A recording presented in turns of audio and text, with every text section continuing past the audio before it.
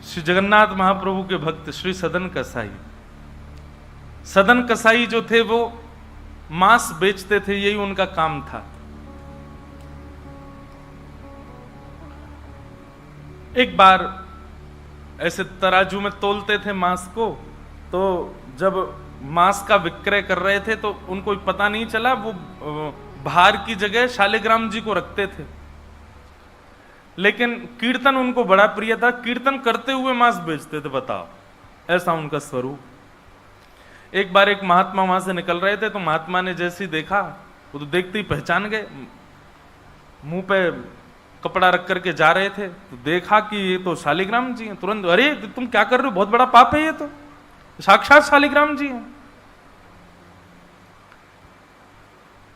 उसने कहा महाराज मुझसे गलती होगी, मुझे तो पहचान है नहीं। बोले लाओ इनको मुझको दो। शालिग्राम जी ले लिए महाराज, जाकर के शुद्ध नदियों के जल से स्नान कराया, पंचामृत स्नान कराया, इत्र लगाया, चंदन लगा करके चांदी के सिंहासन पर बैठा के माला पधरा दी, ठाकुर जी का कीर्तन, बढ़िया खीर बना के भोग लगाई, और खूब रोए महात्मा। बोले कि नाथ आप भी कहाँ के कसाई के यहां बैठे थे, अब आप विराजो, प्रेम से रतन सिंहासन पर विराजो।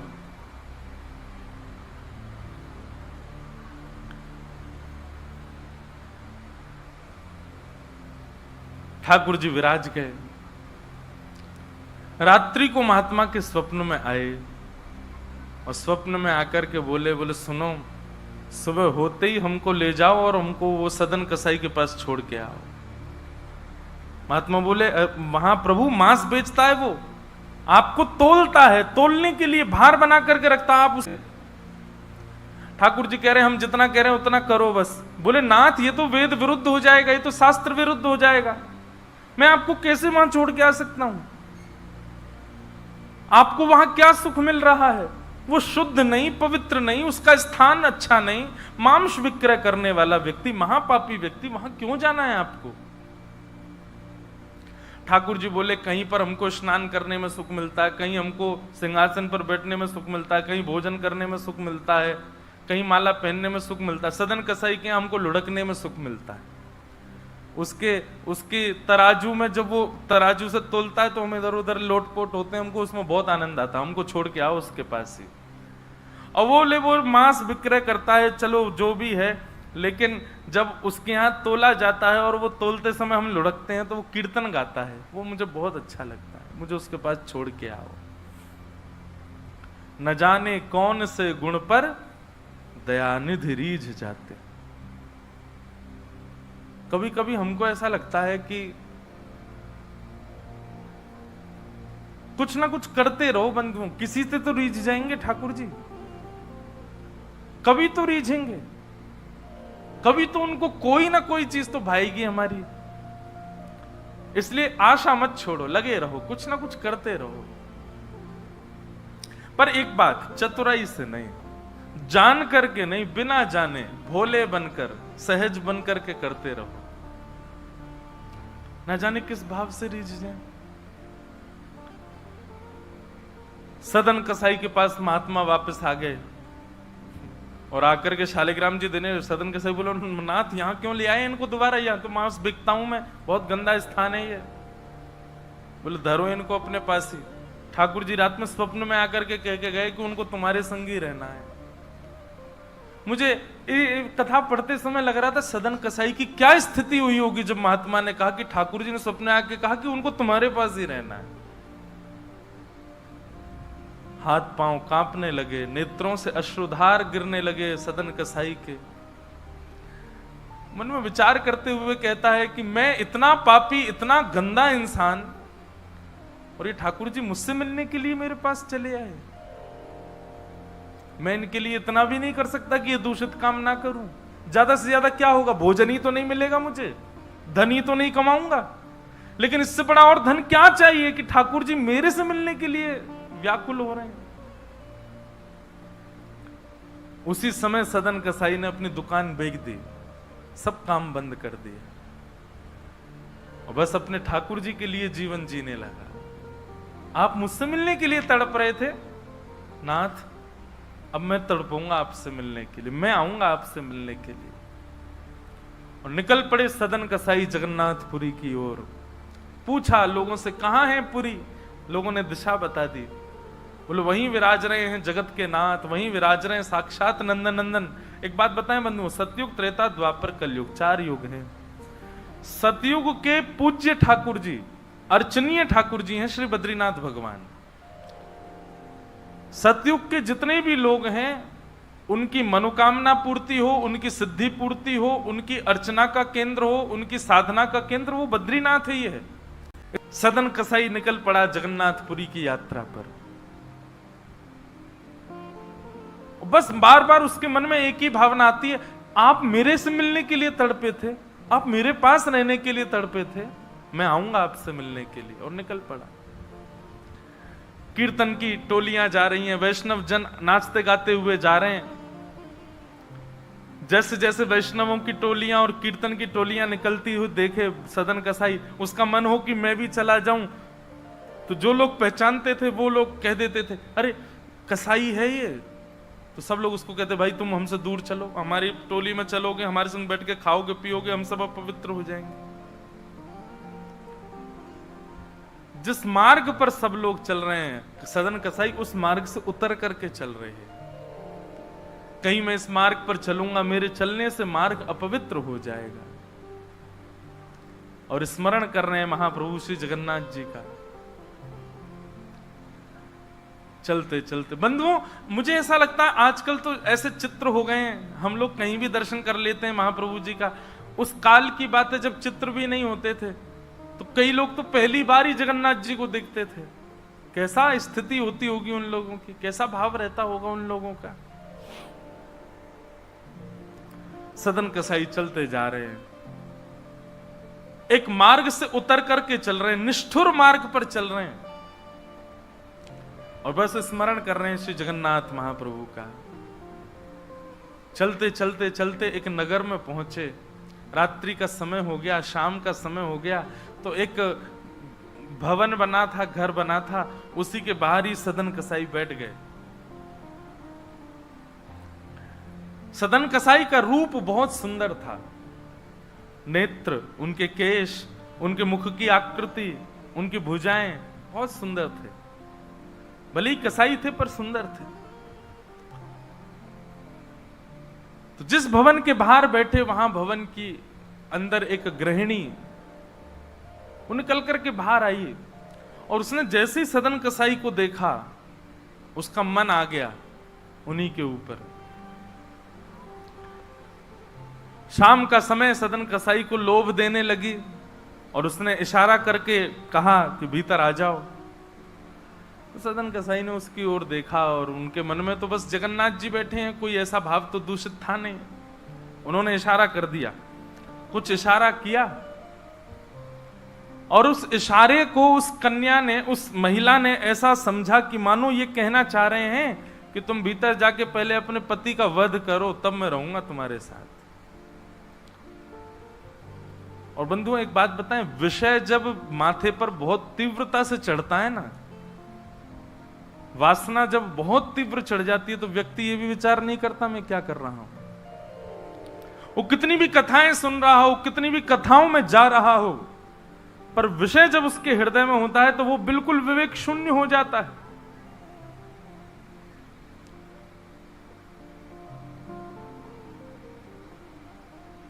विषयों का मतलब, विषय भोगने से पाप कम लगता है, पर विषय जब सिर पर हावी होता है तो उस समय जो हम विवेक शून्य हो जाते हैं उससे पाप ज्यादा लगता है हमको।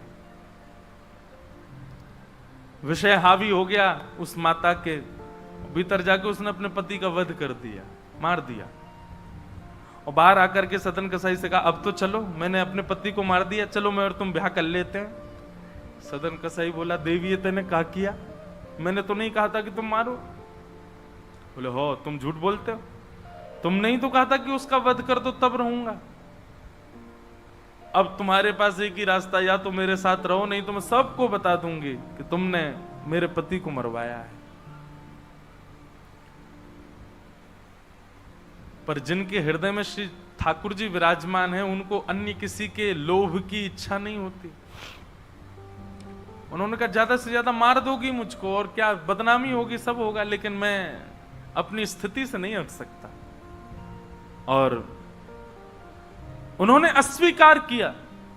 हुआ वही, उसने हल्ला मचा करके सबको इकट्ठा कर दिया, मेरे पति को इसने मरवा दिया और ये आदि आदि सब कर दिया। सदन कसाई को बंदी बना करके राजा के सामने प्रकट कर दिया। सब लोग आ राजा के यहां उसको प्रस्तुत कर दिया, बंदी बना दिया और बंदी बना करके कहा कि आप स्वीकार करते हैं कि आपने ये अपराध किया है इनके पति को मारने का। सदन कसाई कुछ नहीं बोला। बोले क्योंकि पक्ष तो पूरा उन्हीं की तरफ जाने वाला, मैं कितना भी मना करूं, मैं सफाई क्या दूंगा, मैं कैसे प्रस्तुत करूंगा, मैं विवाद कैसे करूंगा। वैष्णव का स्वरूप होता विवाद में नहीं पड़ता। वो चुपचाप खड़े रहे, बस मुस्कुराते रहे। बोले अब सत्य तो ठाकुर जी जानते हैं, मैं अब आपको कैसे बताऊं कि मैंने नहीं किया। मैं कहूं कि मैंने नहीं किया तो मेरे पास कोई प्रमाण नहीं है ना देने का कि मैंने नहीं किया। और प्रमाण देने के लिए, इकट्ठा करने के लिए, इतने प्रपंच में पढ़ने के लिए मैं नहीं निकला हूं। मैं तो जगन्नाथ जी से मिलने के लिए। आपको जो दंड देना है बस मृत्यु दंड मत देना, बाकी जो दंड देना है दे दो, मुझे जगन्नाथ जी का दर्शन करना है।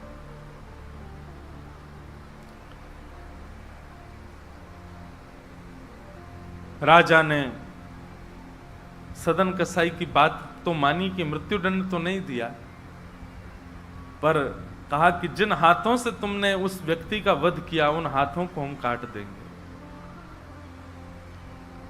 सदन कसाई बोले मैंने एक बार एक कथा में सुना है कि श्री जगन्नाथ जी की भी भुजा नहीं है, लो काट दो। जैसे मेरे स्वामी वैसा मैं, और अपनी दोनों भुजाएं आगे कर दी। मेरे स्वामी भी तो ऐसे ही रहते हैं। अच्छा, एक बार की बात है, गोस्वामी तुलसीदास जी दर्शन करने गए जगन्नाथ जी का, और जैसे ही जगन्नाथ जी को देखा तुरंत नेत्र बंद कर लिए। बोले राम राम राम राम जी, मैंने क्या देख लिया। तुरंत बाहर निकल करके आए, भागे मंदिर से दूर। किसी ने रोका, बोले क्या हो गया गोस्वामी जी। बोले ये मेरे ठाकुर जी हैं ही नहीं। कैसे ठाकुर जी, इनकी तो आंख पिघल गई, मुख पिघल गया, हाथ पिघल गए, पैर है नहीं, ये मेरे ठाकुर जी कैसे। मैं तो अभी रात में तो कहीं नहीं जा सकता, पर सुबह होते ही चला जाऊंगा, मैं जीवन में कभी नहीं आऊंगा। इतने ज्यादा भयभीत हो गए। रात्रि में गोस्वामी जी जैसे ही सोए तो महाप्रभु जगन्नाथ जी उनके स्वप्न में आए, धनुष बाण हाथ में लेकर के राघवेंद्र सरकार प्रकट हो गए। बोले भगवान वजह से है। गोस्वामी जी बोले मेरी वजह से। बोले हाँ, तुमने मानस जी में लिखा है बिन पग चलहि सुनहि बिन काना। वो बिना पैर के चलता है परमात्मा, बिना कानों के सुनता है।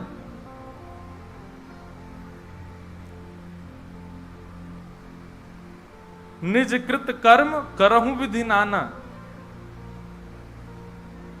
बिना हस्त कमल के कई सारे काम कर देता है। अब आपके पास दो ही तरीके हैं, या तो हमारे इस रूप को स्वीकार करो, नहीं तो चौपाई को जाके मिटा दो मानस जी से।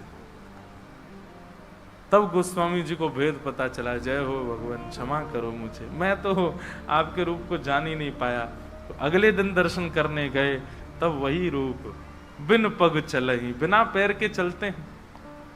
और ऐसे कोई दुनिया का ठाकुर नहीं चलता जैसे जगन्नाथ जी चलते हैं। कोई भी ऐसा प्राचीन मंदिर आप बताओ जिसका ठाकुर निकल के बाहर आता हो, पूरे वैष्णवों के मेला के साथ में चल के जाता हो, एकमात्र श्री जगन्नाथ जी। और सुनो, आप लोग कभी दर्शन करना, श्री जगन्नाथ जी मंदिर में जाओगे तो जो गरुण स्तंभ है, जहां पर गरुण जी विराज सब लोग गले मिलते हैं, वहां पर उस गरुण स्तंभ के पीछे भोग घर है ठाकुर जी का। ठाकुर जी का जो प्रसाद है वो वहां रखा जाता है, गरुण स्तंभ के पीछे। और श्री जगन्नाथ जी कहां बैठे हैं? भीतर गरुण स्तंभ वाला सभागृह, फिर उसके बाद एक सभागृह और है, फिर तीसरे गर्भगृह में वहां जगन्नाथ जी बैठे हैं। मतलब जगन्नाथ जी से और जगन्नाथ जी का जो भोग घर है, जहां पर भोग रखा जाता है, वो कितना दूर है? 1 2 3 तीसरी बेड़ी पार करके है। और आप कभी भी देखना, महाप्रसाद का भोग वहीं लगता है। ठाकुर जी को इतनी दूर रखा जाता है भोग, क्यों? बोले महाप्रसाद रखने के बाद में, और मंदिर जब बंद हो जाता है थोड़ी बहुत देर के लिए, हम खुला भी रहे, वैष्णव दर्शन करें, भोग घर का किवाड़ खोल देते हैं। इतनी दूर से ठाकुर जी कैसे भोग लगाते हैं? बोले आजान बाहु है ना, ऐसे भुजा करके ऐसे भोग लगाते ठाकुर जी, लंबी लंबी भुजाओं से अपनी भुजाओं से भोग लगाते हैं। तो बिना हाथों के सब क्रिया कर रहे हैं, बिना कानों के सुन रहे हैं, बिना पैरों के चल रहे हैं। सदन कसाई ने अपने दोनों हाथ आगे किए और राजा के दूतों ने उनके हाथ काट दिए।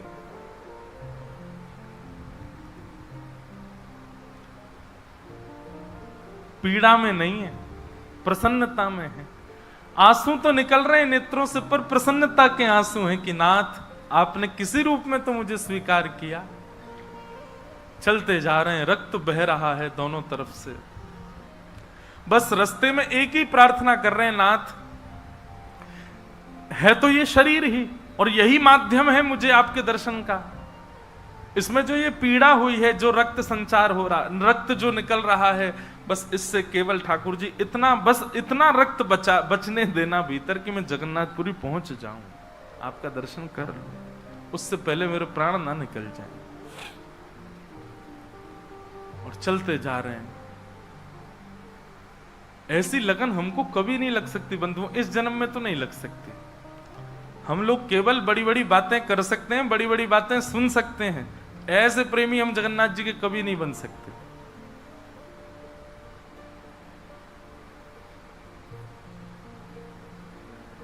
अरे हमारा कोई छोटा सा काम बिगड़ जाए तो हम जगन्नाथपुरी ना जाएं? अरे महाप्रभु जी ने तो मेरा ये काम बिगड़वा दिया। यहां तो हाथ पांव कटवा देते हैं वैष्णव ठाकुर जी से मिलने के लिए। सदन कसाई जैसे ही श्री क्षेत्र में उन्होंने प्रवेश किया, और जैसे ही प्रवेश किया ब्रह्म वेदी पर श्री जगन्नाथ जी झूमने लगे। पुजारियों ने जाकर के कहा, महाप्रभु जी आज्ञा करें, आप इतने प्रसन्न क्यों हैं? बोले मेरा एक भक्त आया है, वो बेचारा बहुत कष्ट में है, आप लोग तुरंत पालकी लेकर के जाइए और उसको लेकर के आइए यहां पर। पुजारी सब पालकी लेकर के दौड़े और पुरी में प्रवेश कर रहे वैष्णवों से पूछने, अरे भैया महाप्रभु जी का कोई भक्त आया है क्या? महाप्रभु जी ने पालकी भेजी है उसको ले जाने के लिए। महाप्रभु जी आज बड़े प्रसन्न हैं, उनका कोई परम वैष्णव भक्त आया है। तो सदन कसाई ने जैसे ये बात सुनी कि पुजारी हल्ला कर रहे हैं, कोई बहुत बड़ा भक्त आया है, महाप्रभु जी ने उसके लिए पालकी भेजी, तो सदन कसाई इतने खुश हो गए, बोले आज ठाकुर जी के दर्शन तो होंगे, उनके एक प्रिय भक्त के भी दर्शन हो जाएंगे, कितना मेरा सौभाग्य होगा। और रही बात, मैं तो बहुत बड़ा पापी हूं, मैं तो रास्ता भर यही सोचता आ रहा था कि मैंने इतना पाप किया, इतना मांस बेचा है जानवरों का, महाप्रभु जी पता नहीं मुझसे नाराज होंगे, पर आज लगता है कोई परम वैष्णव भक्त आया तो महाप्रभु जी का मूड बढ़िया होगा, आज प्रसन्न होंगे। तो प्रसन्न मुद्रा में ठाकुर जी बैठे होंगे, तब मैं दर्शन करूंगा तो मेरे सारे अपराधों को क्षमा कर देंगे। वहां तो भीड़ लग गई पालकी के पास में, बोले हम हैं परम भक्त, और वो सदन कसाई दूर ही खड़े हैं। बोले इनमें से कोई होगा जो पालकी में बैठेगा, आज पहले उसको प्रणाम करूंगा फिर महाप्रभु जी को करूंगा। वहां तो इतनी भीड़ लग गई कि पंडा पुजारी पालकी लेके जान बचा के भागे वहां से, क्योंकि सबको लगता है कि हमसे बड़ा भक्त तो कोई है ही नहीं। पालकी खाली लौट करके आ गई। महाप्रभु जगन्नाथ जी बोले तुम खाली आ गए, लेके नहीं आए उनको? बोले भगवान आपके एक दो भक्त तो है नहीं, वहां तो हजारों भक्त, एक पालकी उसमें कितनों को बैठा किया है, सब चढ़ने लगे। बोले हम है भक्त, हम है भक्त, आप कोई संकेत बताओ, आपके भक्त का कोई लक्षण। श्री जगन्नाथ प्रभु के नेत्रों सजल हो गए, बोले मेरी तरह उसके भी हाथ नहीं है, जो आया है वही है मेरा भक्त, उसको लेके आओ।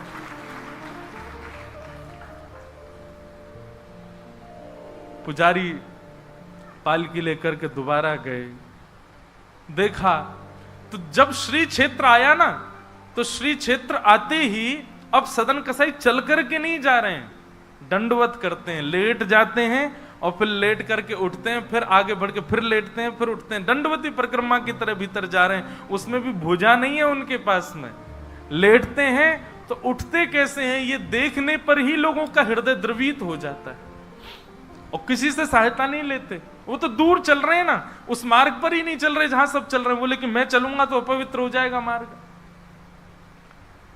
एक सर्प के भांति, जैसे रिगड़ के सर्प चलता है, ऐसे सदन कसाई आगे बढ़ रहे हैं। और प्रसन्न मुद्रा में मैं महाप्रभु जी से आज मिलूंगा। पुजारियों ने जाकर के जब उनकी स्थिति को देखा, कोई अपने नेत्रों के आंसुओं को रोक नहीं पाया। बार बार महाप्रभु जगन्नाथ जी को प्रणाम करें, कितने दयालु हैं नाथ, कितने कृपालु हैं आप। सदन कसाई को जाकर के पुजारियों ने उठाया, बोले चलो महाप्रभु जी ने तुम्हारे लिए पालकी भेजी। सदन कसाई बोले आपको कोई गलत सूचना मिल गई, मैं नहीं हूं वो भक्त जो इसमें। बोले नहीं तुम ही हो, ठाकुर जी ने आज्ञा करके भेजा है। सदन कसाई बोले अगर मैं पालकी में बैठा तो मेरे अभी प्राण निकल जाएंगे, आप सबसे प्रार्थना है मेरी, मैं महाप्रभु जी की आज्ञा स्वीकार करता हूं, मैं आपके संग चल दूंगा, लेकिन पालकी में नहीं बैठ सकता। चलने लगे, बस इसी बात से प्रसन्न है कि महाप्रभु जी ने मुझे स्वीकार तो किया। और जैसे ही सिंह द्वार पर पहुंचे और दंडवत करते ही जैसे ही श्री पतित पावन भगवान, सिंह द्वार पर ही श्री पतित पावन भगवान है, बाहर ही उनका दर्शन हो जाता है। उनको देखा, देखते ही बोले ये पतित पावन भगवान है, श्री जगन्नाथ जी के ही समरूप हैं, पहले इनका दर्शन करते हैं फिर जगन्नाथ जी का दर्शन होता है। जैसे ही दंडवत किया, अभी तक तो उनको ग्लानि नहीं थी कि मेरे हाथ नहीं है, पर अब दंडवत करते समय उनको तनिक एक ग्लानि सी हुई, काश मेरे हाथ होते तो मैं भी ऐसे दंडवत करता, दोनों भुजाएं आगे कर लेता। और इस भाव से जैसे जो शेष भुजा थे थोड़े से, उनको आगे करके रुदन करने लगे सदन कसाई। इतने में ही उनके भुजा निकल करके आ गई और ठाकुर जी ने भुजा प्रदान करके उनके दंडवत को स्वीकार किया। श्री जगन्नाथ महाप्रभु की।